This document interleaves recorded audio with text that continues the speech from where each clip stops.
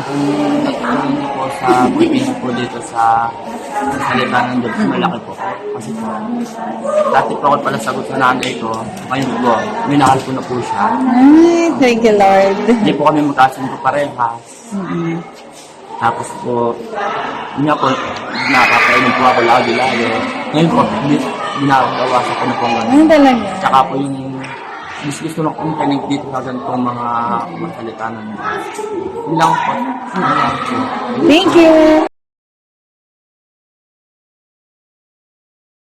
Magandang araw po. Ako po si Ma'am Regina. Mami po ako ni Joanne.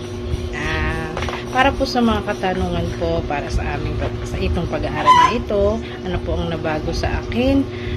Sa ngayon po, since po nung ako'y umaattend sa ating pag-aaral sa salita ng Diyos, mas nakakaintindi po ako ng mga regarding sa Bible, ng mga salita po ng Diyos na ine-explain sa amin every monthly ng aming mga teacher.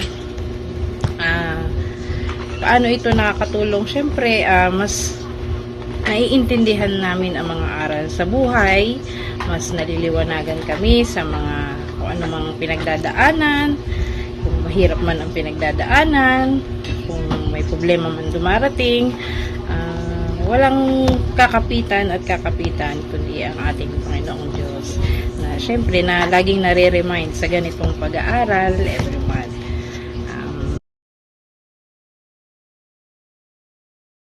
Magandang araw po sa ating lahat. Ako po si Leslie Cruz ng Abundant Life Church, Angeles City. Member po ako ng Women of Far Post Life Group na pinamumunuan ni Sis Marisa G. Dalita. Grupo po kami ng mga kananayan. Dati wala po akong kaalam-alam tungkol sa mga life group dahil bago lang po ako naging Kristiyano.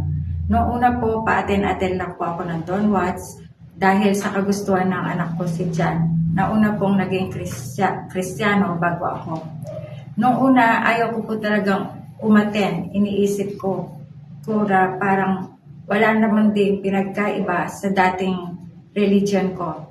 Iniisip ko po na aksaya lang sa oras. Pero dahil nga anak ko po ang nag-aya sa akin at ayaw ko pong magtapos siya kaya sumasama ako.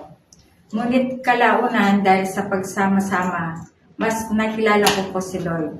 At sa kagustuhan ko pong mas makilala si Lord, uma-attend na rin po ako ng Sunday service.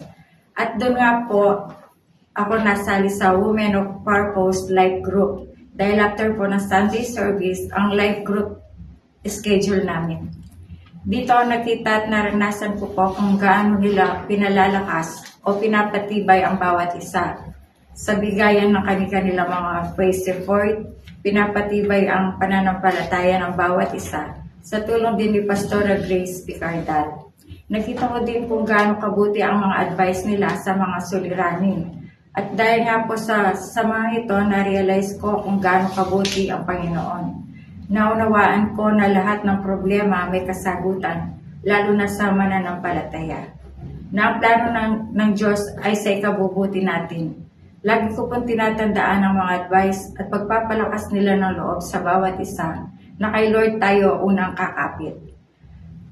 Mapapabuti tayo na kapag kay Lord tayo unang kumapit, mapapabuti po tayo. Mula nga po noon, mas naging malapit ako kay Lord. Dahil sa banal na espiritu na nararamdaman ko siya.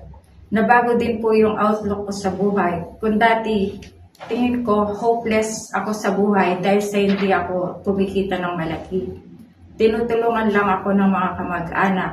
Although, hindi ko po galing humingi ng tulong basta-basta, alam kong will po ni Lord na may mga daluyan siyang pagpapala para maranasan ko ang kabutihan niya. Ang dating hopeless ngayon po ay hopeful na. Alam kong sa lahat ng oras, andyan si Lord para tulungan ako anumang problema ang pagdaanan ko. Dahil nga po sa Women of Far Post Life Group, sa lubos na pagpapakilala nila kay Lord, naramdaman kong tumitibay o lumalakas ako sa mga pagsubok na dumarating sa aking buhay. Nare-restore rin ang mga nasirang relationship ko sa iba kong mga kapatid.